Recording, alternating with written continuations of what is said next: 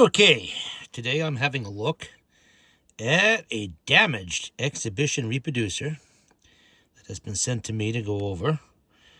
And you can see right away, obviously we have pretty badly damaged and smashed diaphragm, mica diaphragm here. We have a very twisted and bent needle bar. That thing's really... This looks like it was dropped is what probably happened here. You can see it has snapped one spring completely off. Has bent the needle bar on the bottom a bit. Still has most of the back gasket on it. You can see that that's loose and hard as a rock.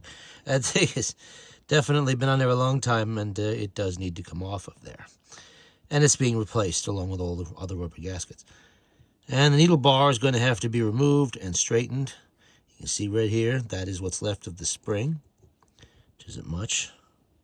One spring's still there, but I try to replace those in pairs, and it's bent anyway. That looks like it's a little bit twisted up. The thumb screw is tightly frozen. That's going to be croiled extensively for several days before I attempt to do anything with that. As in a better view on how badly bent that needle bar is. That's really rough. Pull that out of there now because it's destroyed anyway. And there we go. You can really see how that's twisted. I don't think it's beyond repair. I think that's not a rust issue. It's just bent. And I'm going to see what I can do about that. Straighten it back out where it belongs. And you can see the gasket here. That is all cracked, and you can hear it when it's hitting the screwdriver. It's hard as stone. No good anymore. It needs to be replaced. That's typical. You can see how it has shrunk over here, and it's just wobbling and moving around. That's a massive air leak, and it's not good. That needs to be replaced. It's 100 years old. It's time for it to be done. So if your reproducer looks like this, then you know you need to get a parts kit. Get busy on it. See how that's a little bent there too. That's really twisted. Or send it out and have it done. There's plenty of outfits that do this kind of work. Walt Summers does it. George Valima. Just to name a couple. Or do your own work like I do. That's going to be fun. Not the worst I've seen. I've seen some that were so badly rusted the needle bar was beyond use. It was just rusted completely away. And here's one of Walt's, whoops. Here's one of Walt's kits. Comes with everything you need. There's your springs. The back gasket's not here, but that is on order. So everything's available to fix these. You could actually even get, see if I even have one here available. You can get new needle bars. And I got one here, but it's actually wrapped up. That is a new needle bar in there for an exhibition. If it's needed. If it's needed. So hopefully it won't be, because they're expensive. They're like $40 for a new needle bar. And they have to be aligned just like any other one. Don't just, not just to set it and forget it. Don't just snap it in there and it's done. There's little gentle bends that you have to make so that this needle right here, once it's back where it belongs and it's lined up properly, this needle must be lined up with the reproducer body right along here. 190 degree perfect. And at the same time, that little foot you see there needs to be just barely touching onto that diaphragm so that it's not pushing on the diaphragm or pulling against it. It's got to be perfect. And that could be a little time consuming to get right. But it gives you an idea of some of the things I see when I start taking one of these apart. This is obviously, kind of a worst case scenario here, but ordinarily it's just gaskets and stuck screws, maybe a broken little spring over here. That little spring there might be broken or something like that. Or you see a broken thumb screw. That happens too, because they get rusted, sitting 100 years in the attic, and someone tries to force it. Never try to force it. This is going to be very carefully croiled.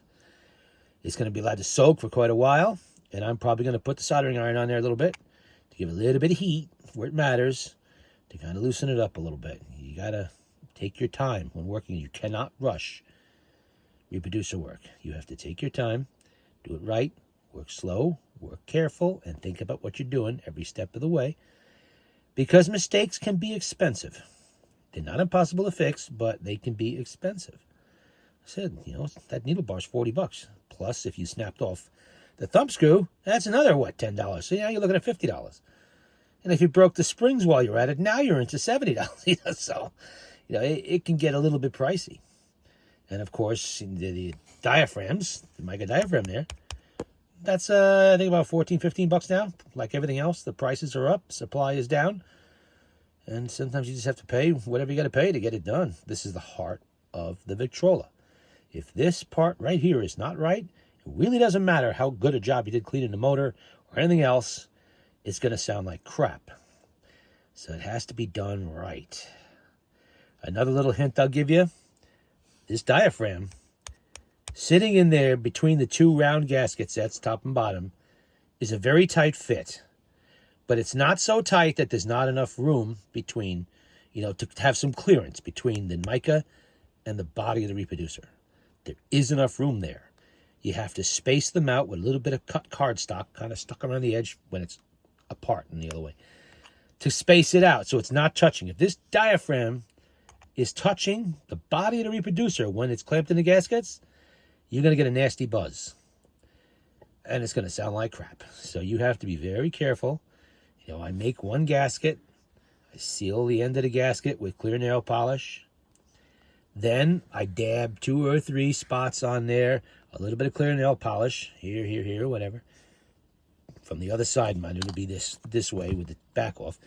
Drop in the diaphragm, and then use my cardstock to space it out before it dries, before that nail polish dries.